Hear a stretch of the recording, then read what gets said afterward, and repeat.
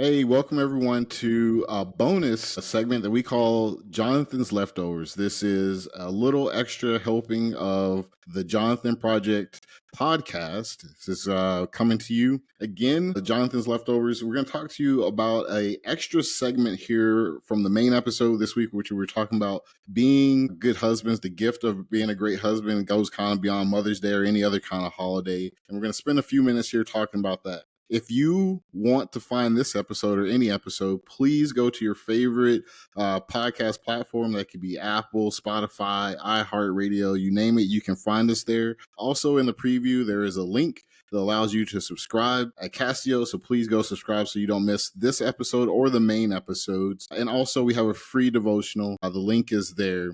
If you need prayer, anything else, please reach out to us at thejonathanprojectpodcast@gmail.com. Again, thejonathanprojectpodcast@gmail.com.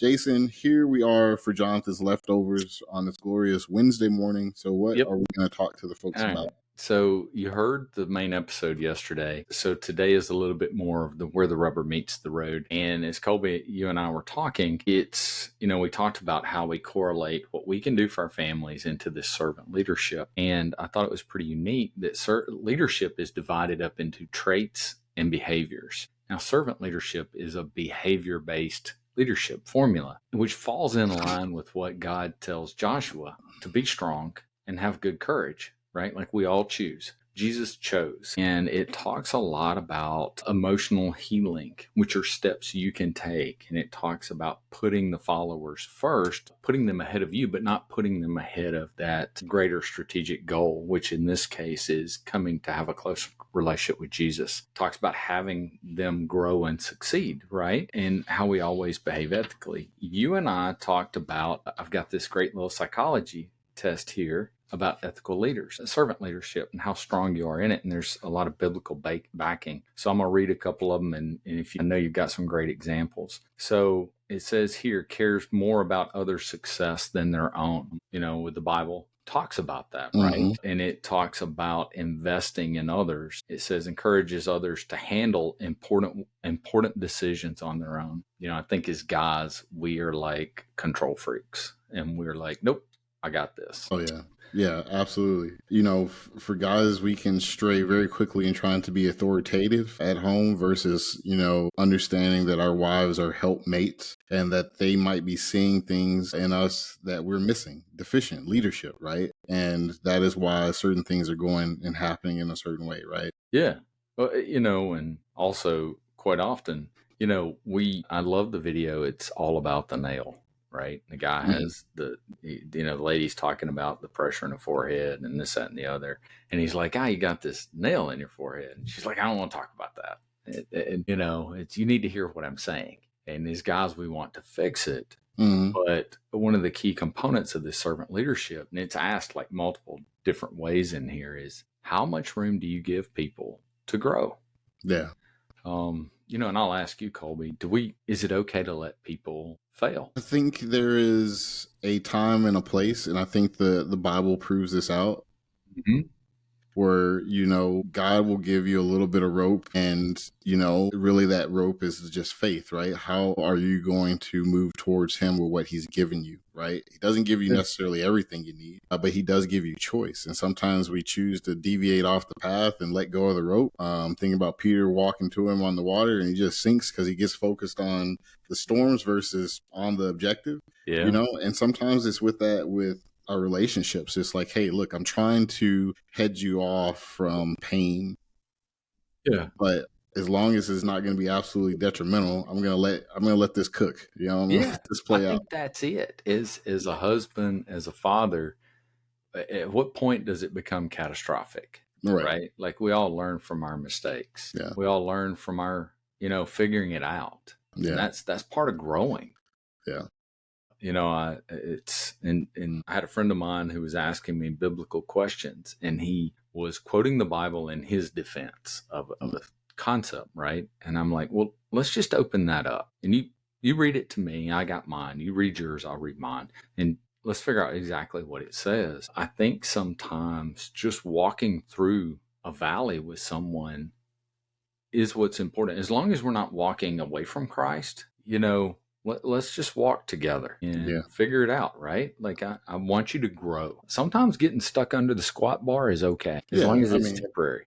yeah, because it forces you to get strong. And I think that, which is kind of what I would say for this leftovers, the extra helping that I would give you, as the audience tonight is just to say is, alone with God equals strength for the home. And you see this model through Jesus. He would go and spend time with his father. That way he could give his best, Yeah. right, to the people that were asking of him. And as guys, we're not building in that habit to spend time with the Lord, to seek his counsel, to understand what he's trying to say.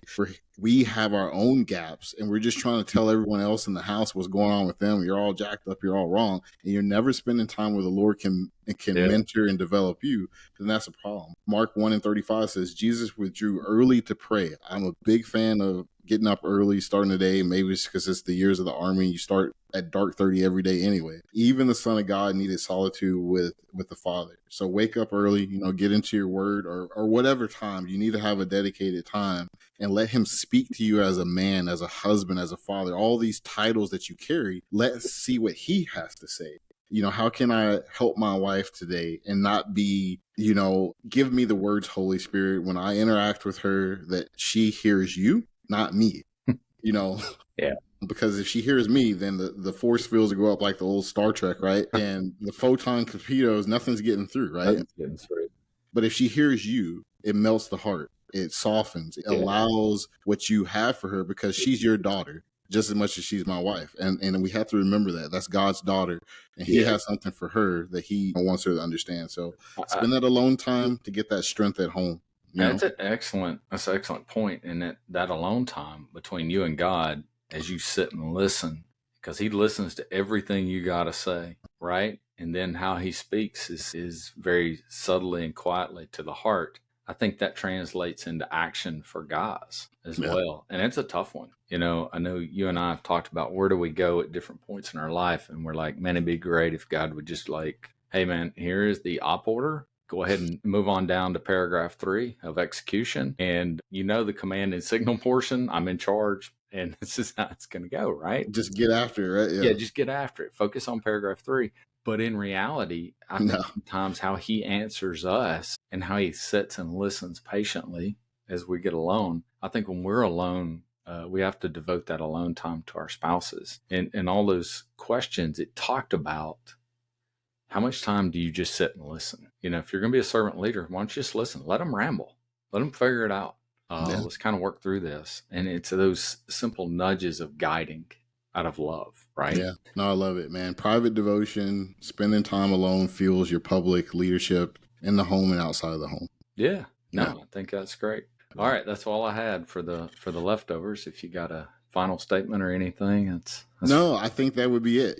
Spending that time with God, developing your servant leadership. That's where you want to be at, guys, because it's not just about your relationship with your spouse. It's with your children. It's with your friends. It's all those places that God has asked you to be a disciple and an influencer. It starts with him. And then you are the conduit that his words, not yours, not your opinions, his flows through. And that's what transforms things. If you want something changed, you want a relationship changed, you want your attitude changed, you want to be better, it starts with him. It starts with Jesus, right? So that's Jonathan's leftovers, folks. That's a little extra helping, a little practicality for your day. If you want to know more about us, what we can do coming out speaking, please reach out to us at thejonathanprojectpodcast@gmail.com. Again, thejonathanprojectpodcast@gmail.com. If you're looking for a free devotional, please click on the link that will be in the bottom of this episode. Wherever you subscribe, you will find it there. 28 days, 2 minutes a day. It talks about a lot more of these topics: marriage, being a husband, a father. It was a great work put together by this man right here on the screen with me, Jason. Dual effort. And you can get that. This episode will be out Wednesday at your favorite podcast platforms. I don't know what that may be, but one of my favorites is Spotify. Yours might be Apple, iHeartRadio, you name it. You can find us there. It will be out Wednesday morning, 6 a.m. Eastern, or wherever you're at on the planet with 6 a.m. Eastern happens. Jason, I appreciate you. Appreciate it. Yeah. All right, man. Talk to you later. See ya.